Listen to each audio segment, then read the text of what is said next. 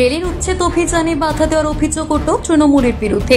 সোমবার সকালে বিক্ষোভের জেরে তুমুল উত্তেজনা। আসানসোল পুর নিগমের ৬৬ এবং ৬৮ নম্বর ওয়ার্ডের কুলটি বিধানসভার বালতরিয়ার ঘটনা। সোমবার রেল প্রশাসন বালতরিয়া এলাকায় জবরদখলকারীদের উচ্ছেদ করতে যায়। খবর পেয়ে ঘটনাস্থলে পৌঁছয় কুলটি ব্লক তৃণমূল কংগ্রেস নেতৃত্বরা। আসেন আসানসোল পৌর নিগমের মেয়র পরিষদ সদস্য ইন্দ্রাণী মিশ্র। অভিযোগ, রেল উচ্ছেদ করতে গেলে বাধা দেয় তৃণমূল নেতৃত্ব এবং স্থানীয়দের সঙ্গে নিয়ে বিক্ষোভ দেখায়।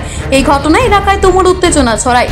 খবর পেয়ে ঘটনাস্থলে বিশাল আরপিএফ বাহিনী পৌঁছয়। তৃণমূল নেতৃত্বের দাবি, পুনর্বাসন না দিলে উচ্ছেদ করা যাবে না। রেলকে অবিলম্বে সমস্ত এলাকার মানুষদের পুনর্বাসন দিতে হবে। অন্যদিকে খবর পেয়ে ঘটনাস্থলে আসেন কুলটি বিজেপি বিধায়ক ডক্টর অজয় পোদ্দার। অভিযোগ, বিজেপি বিধায়ককে গো ব্যাক স্লোগান দেন তৃণমূলের কর্মী সমর্থকেরা। পরে আরপিএফ বাহিনী পরিস্থিতি নিয়ন্ত্রণে আনে। পরবর্তীতে ঘটনাস্থলে আসা রেলের আধিকারিকের সঙ্গে বিক্ষোভকারীদের কথা হয় এবং আপাতত উচ্ছেদ অভিযান বন্ধ রাখার সিদ্ধান্ত হয়। পুনর্বাসন ছাড়া উচ্ছেদ করা যাবে না, এমনই দাবিতে সোচ্চার হন মেয়র পরিষদের সদস্য ইন্দ্রাণী মিশ্র। রেলের থেকে যে এত মানুষের বসতি এখানে আছে, প্রায় 2000 মানুষ বসতি। এই শীতকালের দিন অমানবিকভাবে কোনো মানবিক তরফ না নিয়ে এসে পরে ওরা বুলডোজার দিয়ে ভাঙতে এসেছে।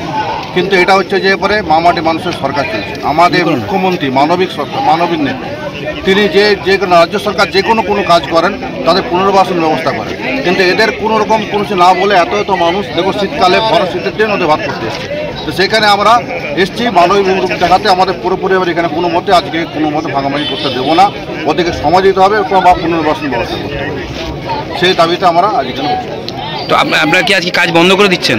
আবার কাজ বন্ধ করতে হবে, আমরা বসে গেছি, কাজ বন্ধ করতে হবে। এবং আমরা উচ্চ নেতৃত্ব আমাদের কথা বলছে, আমাদের জেলা সভাপতি, আমাদের মাননীয় মন্ত্রী, লোকাল উজ্জ্বলদা সবাই কথা বলছেন, বড় বড় নেতৃত্ব ডিআরএমের সঙ্গে কথা বলছে।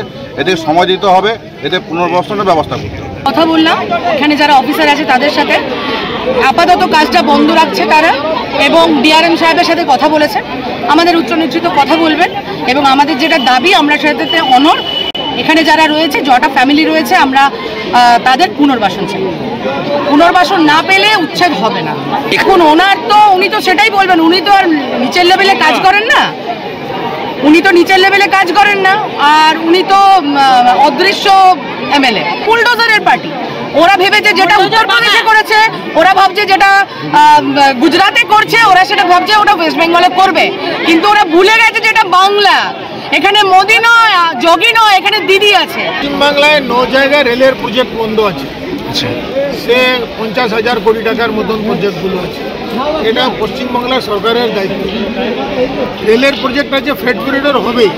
এখন ডিআরএম সাহেবের সঙ্গে কথা বলে একে ইমিডিয়েট স্টপ করার ব্যবস্থা করিয়েছে। 15 দিন 20 দিন একটা রেসপিরেটরি পিরিয়ড দেওয়া হোক, তারপরে আমরা বসে মীমাংসা করব। রেলের যে ফ্রেট করিডোর আছে সেটা তো হবেই, আরও বাড়ি তো উচ্ছেদ। এদের দাবি যে এরা দীর্ঘদিন ধরে এখানে বসবাস করছে, এদের পুনর্বাসন না দিয়ে উচ্ছেদটা কিভাবে হচ্ছে? আপনার জমিতে কেউ যদি 20 বছর থেকে যায় তো কি আপনি ওকে কম্পেনসেশন দেবেন কি? করে আমরা ওয়েস্ট বেঙ্গল গভর্নমেন্টকে চিঠি লিখবো কি এখানে আপনার ওয়েস্টার্ন ল্যান্ডকে এদেরকে বসবাস করার ব্যবস্থা করুন। চিফ মিনিস্টারকে চিঠি লিখবো আজকে। আসানসোল থেকে সৌম্য গাঙ্গুলির রিপোর্ট, টিভি নিউজ 10। সুলভে সঠিক চিকিৎসার একমাত্র প্রতিষ্ঠান বিবেকানন্দ হসপিটাল। 24 ঘন্টা emergency service, blood bank, trauma care. আপনাদের সেবায় আমরা তৎপর। গুণমান ও পরিষেবায় দুর্গাপুর বিধাননগরের ডক্টর জাকির হোসেন এভিনিউর বিবেকানন্দ হসপিটাল শিল্পাঞ্চলের মানুষের মন জয় করেছে।